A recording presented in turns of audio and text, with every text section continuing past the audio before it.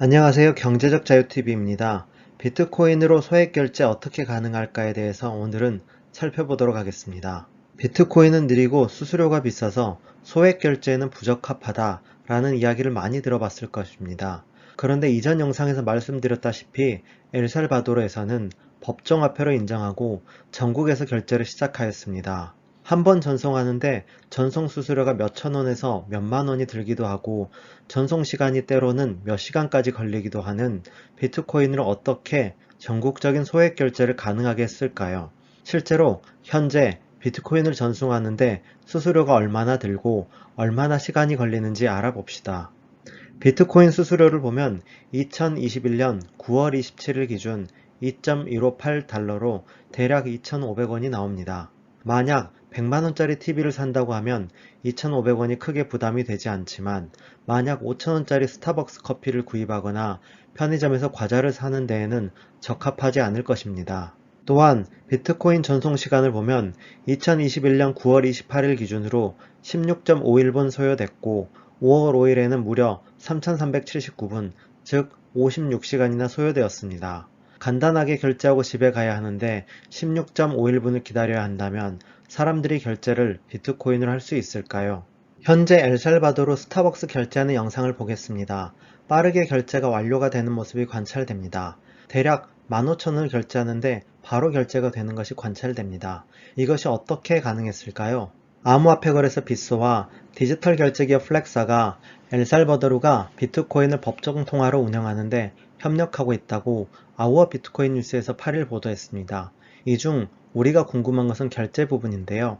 플렉사라는 회사가 라이트닝 네트워크를 엘살바도르의 파트너와 상인들에게 제공하기 시작했고 몇 주 내에 상인들과 기업에 확대된다고 이야기하고 있습니다. 라이트닝 네트워크란 비트코인의 지불을 합치고 이들을 즉시 처리하기 위한 레이어 2를 이용한 오프체인 기술이라고 설명하고 있습니다. 그리고 이는 빠른 처리와 수수료 절감으로 이어진다고 이야기하고 있습니다. 그리고 이것이 소액 결제를 할 수 있게 된다는 것을 의미합니다. 아니 비트코인은 느려서 소액 결제에 활용될 수 없다고 했는데 라이트닝 네트워크를 사용하면 되는 거야? 그럼 왜 안 된다고 했는데? 라는 의문이 생깁니다. 먼저 레이어에 대해서 살펴보겠습니다. 기술의 발전은 레이어로 발전하게 됩니다. 레이어 1이 먼저 생기고 그 다음에 레이어 2가 생기고 3가 생기는 식입니다. 레이어 1에 은행이 먼저 발달합니다. 그래서 우리는 은행에 돈을 보관하게 됩니다. 그리고 그 은행의 돈을 조금 더 원활하게 쓰기 위해서 레이어 2의 신용카드 회사가 개발되게 됩니다. 신용카드는 일단은 즉시 결제가 일어난 것처럼 느껴지지만 사실은 한 달에 한 번 결제가 일어나는 것입니다. 즉 신용카드 회사가 개인의 신용을 평가하고 그 신용을 바탕으로 진행되는 것입니다. 이제 블록체인에 대해서 알아보겠습니다. 블록체인이라고 하면 가장 먼저 떠오르는 게 당연히 비트코인입니다. 그리고 이 블록이라 함은 정해진 용량의 데이터를 한꺼번에 모아서 그 결과를 처리하는 단위입니다.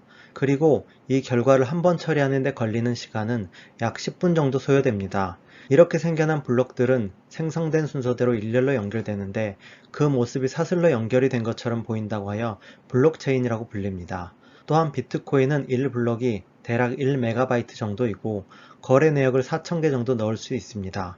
이렇게 블록에 기록하는 과정을 온체인 거래 혹은 레이어 1이라고 합니다. 이 비트코인 블록을 차라고 생각해 보겠습니다. 이 차는 2009년 개발할 당시 3명을 탈 용도로 개발이 되었고 10분에 한 번씩 장소에 사람을 데리러 옵니다. 왜냐하면 그 당시에는 3명 이상이 탈 일이 잘 없다고 생각했기 때문입니다.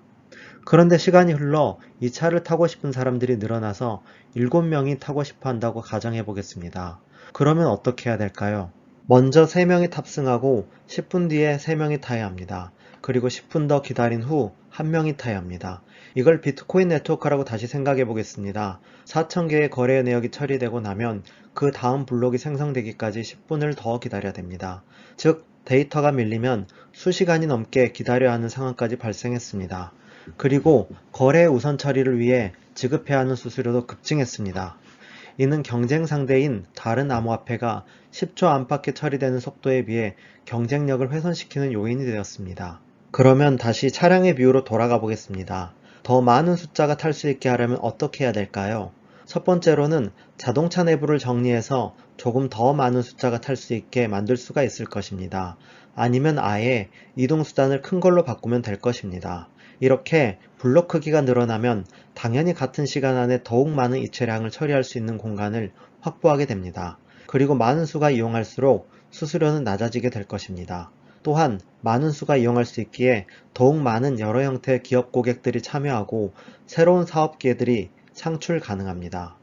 실제로 비트코인 개발자 집단인 비트코인 코어 팀은 블록체인의 블록에 저장되는 정보를 변경해서, 즉 블록을 정리를 잘해서 효율을 높이는 세그윗을 업그레이드 방안으로 제시했습니다.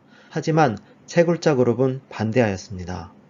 비트코인은 채굴이 이미 기업화되어 있어서 어마어마하게 많은 투자가 이미 들어가 있었습니다. 세그윗을 하면 기존 블록 구조에 최적화된 채굴기의 효율이 감소할 수밖에 없기 때문입니다. 그래서 비트메인 외 채굴자 진영은 세그윗 말고 블록 자체의 사이즈를 키우자는 주장을 비트코인 커뮤니티에서 하게 되었습니다. 그리고 개발자 진영과 합의가 이루어지지 않자 하드포크하여 비트코인 캐시가 나오게 되어 블록 크기를 8MB까지 키우게 됩니다. 아니 그러면 왜 개발자 그룹은 반대를 하였을까요? 블록체인이라는 것은 많은 컴퓨터가 동시에 검증을 해서 탈중앙화 시스템에 의해 중개자 없이 거래가 이루어진다는 것을 기본으로 하고 있습니다. 그리고 서버와 같은 개념의 컴퓨터를 노드라고 하는데, 이 블록 크기가 커질 경우 용량이 기하급수적으로 늘어나기 때문입니다. 예를 들어 만약 블록 크기가 2배로 커진다면 장기적으로 완전 노드가 되기 위해 사용하는 용량도 2배가 되는 겁니다. 용량이 2배가 된다는 것은 노드로 사용하는 컴퓨터의 성능이 좋아야 한다는 것이고, 일반 사람들은 노드로 참여하기가 점점 더 어려워진다는 겁니다. 결국 기업체 위주의 더 작은 참여자들이 노드로 참여하게 되어 네트워크 유지 행위에 참여할 것입니다. 그리고 이 노드 숫자가 줄어들수록 탈중앙화적 가치가 훼손되고 비트코인 본연의 가치가 손상이 되게 됩니다.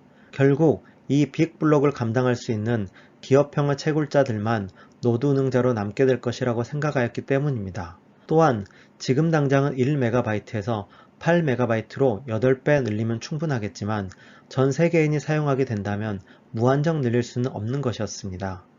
그러면 엘살바도르는 기존의 비트코인을 이용해서 어떻게 결제를 하고 있느냐? 여기서 레이어 2 솔루션으로 라이트닝 네트워크가 나옵니다. 라이트닝 네트워크를 간단하게 설명하면 많은 거래 내역을 별도의 채널에서 처리하고 최종 정상 결과만 블록체인에 기록하는 방식이라고 할 수 있습니다. 이제 조금 더 상세하게 설명해 보겠습니다. 기술은 아까 처음에 설명했다시피 레이어로 발달합니다. 그래서 일반 블록체인을 레이어 1 혹은 온체인이라 부르며, 이러한 온체인 밖에서 이루어지는 거래를 레이어 2 오프체인이라고 부릅니다. 라이트닝 네트워크는 오프체인에서 활동합니다. 그럼 어떻게 활동하는지 살펴보겠습니다.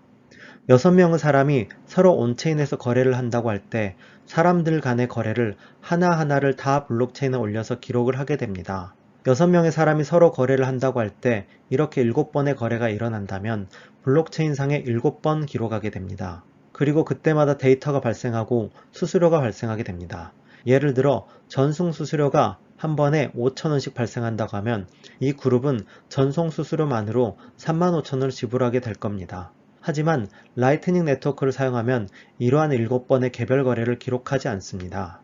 마지막에 그룹 간의 거래가 끝나고 나서 그 결과만을 기록하는 것입니다. A는 15비트, B는 8비트, C는 6비트, D는 5비트, E는 4비트, F는 12비트를 갖고 있다는 것만 기록이 되게 됩니다. 즉 데이터가 한 번만 발생하고 수수료도 한 번만 발생하게 됩니다. 결과적으로 이 그룹은 5,000원의 수수료만 지불하게 되었습니다. 정리하자면 같은 그룹이 거래를 할 때 일반적인 온체인상에서 거래를 하면 데이터가 7번 발생하고 수수료도 35,000원이 발생합니다. 하지만 라이트닝 네트워크를 사용하게 되면 데이터가 한 번 발생하고 수수료가 5,000원 발생합니다. 지금 7번의 거래를 예로 들었지만 이것이 70번, 700번, 7000번 등 거래량이 많아질수록 수수료는 점점 줄어들게 되고 오프체인상의 거래는 거의 딜레이 없이 바로 거래가 되게 됩니다. 그런데 이 라이트닝 네트워크는 P2P 거래라고 이야기를 했습니다. A와 B가 서로 거래를 할 때는 상관없지만 A와 D가 거래를 하고 싶으면 B와 C를 거쳐 D로 가야 합니다. 그런데 만약 C가 오프라인이라면 문제가 됩니다.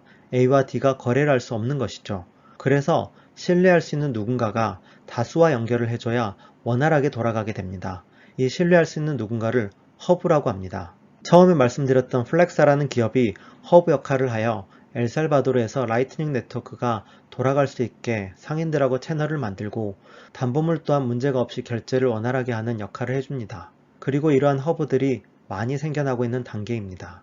이 플렉사라는 기업을 비자와 마스터카드사로 바꾸어도 위화감이 없지 않나요? 이론적으로 라이트닝 네트워크가 활성화되고 정말 불편감 없이 사용하려면 유저 수가 정말 많이 늘어나야 가능합니다.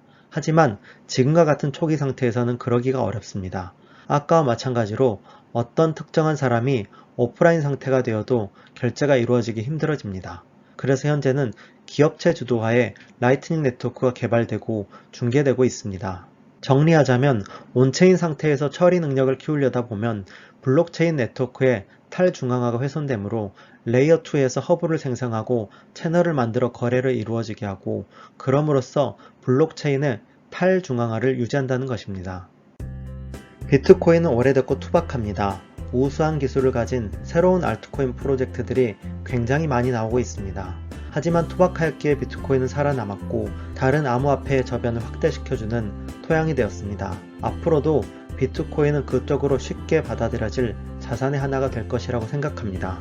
구독, 좋아요, 알림 설정은 영상 제작에 큰 도움이 됩니다. 다음 영상에서 찾아뵙겠습니다.